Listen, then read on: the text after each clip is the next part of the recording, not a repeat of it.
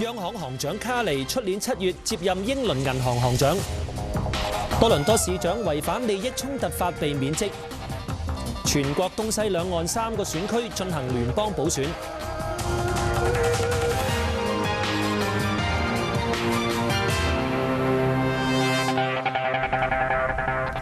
你好，歡迎收睇 Omni News 嘅全國粵語新聞，我係李立本。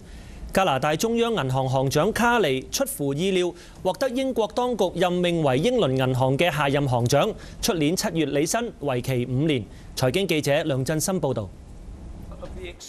英國財相歐斯邦出乎意料宣布委任現年47歲嘅加拿大中央銀行行長卡尼 Mark Carney 接替出年6月卸任嘅金麥文爵士 Mervyn King 為英倫銀行下任行長，7月履新，任期5年，而並非一向嘅8年任期。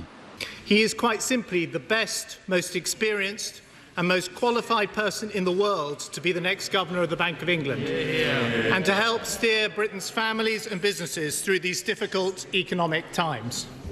Britain needs the very best at a time like this, and in Mark Carney, we've got him. 卡尼對新嘅任命感到榮幸，並表示新職位挑戰重重。I'm honoured to accept this important and demanding role, and I'm honoured to succeed Sir Mervyn King, with whom I have worked closely over these past 5 years, and from whom I have learned so much. This is a critical time for the British, European, and global economies. It's a decisive period for reform of the global financial system, including its leading financial centre, the City of London. 聯邦財長費拉迪形容卡尼出年離職係苦樂參半嘅消息，令人百感交集。It is our loss, of course it is. Mark has been a superb governor of the Bank of Canada for more than 5 years, and so his loss will be felt. 卡尼就強調，本國央行同金融體系穩妥，佢離職唔會有太大嘅衝擊。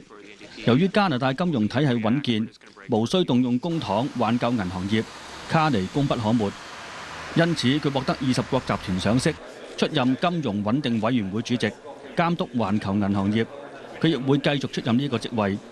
卡尼亦都會係首位外籍嘅專才出任英倫銀行行長，而佢同英國嘅關係亦相當密切。佢獲英國牛津大學經濟學博士學位，曾經喺高盛集團英國分行工作，太太係英國人，有4個擁有雙重國籍嘅女兒。佢亦打算申請英國國籍，但並唔會干預英國嘅經濟政策。Omni News 記者梁振森報導。聯邦補選今日舉行 ，BC 省嘅維多利亞、安省嘅杜林同亞省嘅卡加里都要進行地區補選，填補空缺。由卡加里記者黃慧聰報導。3個選區都因為有國會議員辭職而需要補選，合資格選民近24萬。卡加里中央選區包括華埠在內，票站有華人投票。有啲即係個收入啦，即係唔係咁高啊，咁樣去能夠幫到我哋嗰啲低收入咁樣啦。選舉辦特別響2棟華人長者大廈加開衛星票站，而且今日天氣不俗，投票率有機會上升。有市民話中央選區競爭激烈，但投票意向係在於支持政黨多於候選人。Not every candidate in this election here, in this by-election, has distinguished themselves, obviously, but I think you probably, at least I try to look beyond that and vote for the party's policies. 有學者認為，無論保守黨或自由黨勝出，未來嘅國會代表都需要提升政治形象。Problem for the Liberals at this stage, but it's also an opportunity. So I think Justin Trudeau, whether he becomes leader or not, he's got to really try to deal with the image. If the Conservatives do lose this race, it'll be because they weren't able to tap into that traditional Conservative vote. 選區會喺亞省時間今晚7點半截止投票。Omni News 記者黃慧聰響卡加里報導。安省嘅多倫多市長福特因為違反利益衝突，被法官下令免去職務。判決會喺14日之後生效。福特隨即表示會上訴，並且要求喺上訴程序完結之前延期執行判決。I'm going to appeal it and carry on with my job, and we'll take it from there. I'm a fighter. 福特表示對於法庭嘅判決感到震驚，佢話會向上訴法院提出上訴，又話會尋求喺下屆市選當中再度參選，繼續服務市民。I'm not going to have people say, you can't do this, you can't do that. I'm going to fight for the taxpayers like I always have. I want to thank them for their support. The calls are coming in fast and furious now, telling me to fight it, telling me to run again.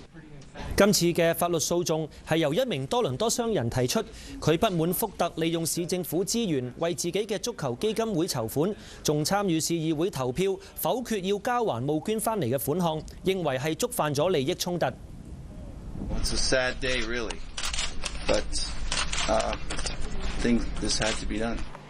法官喺判決書亦都指出，難以接受福特用判斷錯誤作為抗辯理由，又話福特對相關法例一無所知，又冇做足功課去尋求專業意見，係故意漠視法例。BC 省礦業引入中國外勞嘅爭議持續擴大，平權會呼籲各界可以就引入外勞嘅政策展開理性討論，唔應該將問題提升到種族層面。溫哥華記者趙善樂報導。平權會指，本地目前好多網站上面都充滿批評中國礦工嘅言論，當中部分帶有種族歧視，令人難以接受。該會全國主席周明輝亦都唔認同呢啲種族歧視言論，佢話呢批中國礦工本身已經遭到剝削。We're taking in workers, we're paying them less, and we're not giving them rights. Where have we heard this story before? 卑斯大學歷史系副教授余傳毅就指，排斥華裔工人嘅情況喺卑斯省嘅歷史上面曾經出現。There was a long history in the province of anti-Chinese politics, and particularly around workers. And so, over a century ago, in the late 19th, early 20th century, the unions in British Columbia, in fact, were organized around excluding the Chinese, whether from the country or from excluding them from the union and driving them out of mining workforces. 不過佢又補充，目前嘅工會並冇呢種排華取向，而社會存在對中國嘅負面印象係基於中國投資湧入樓市同本地企業等因素而產生嘅恐懼。聯邦法院上星期基於公眾利益考慮，批准工會對引入中國礦工進行司法覆核嘅申請。加拿大德華礦業集團隨即宣布對卑斯東北部一個開採項目停工。工會、礦業同埋聯邦三方法律代表定於今日會面，討論下一步程序同埋要提交嘅文件清單。Omni News 記者趙善樂喺溫哥華報導。屋宇署人員再到梁振英大宅跟進違例工程，下個環節會有報導。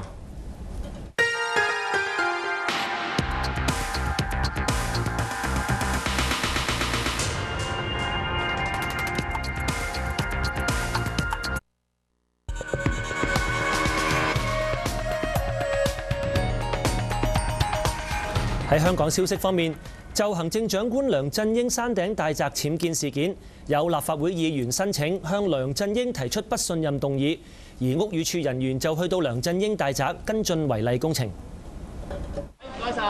屋宇署人員下晝去到梁振英喺山頂嘅大宅，跟進梁振英聲明中兩項違例工程。係啦，梁振英，一項幾新嘅消息嚇，國基組織同歐盟呢，終於係達成救助希臘嘅協議喎。不過咧，較早前呢，投資者仍然持觀望態度，亦擔心美國財政懸崖談判令市況回軟嘅。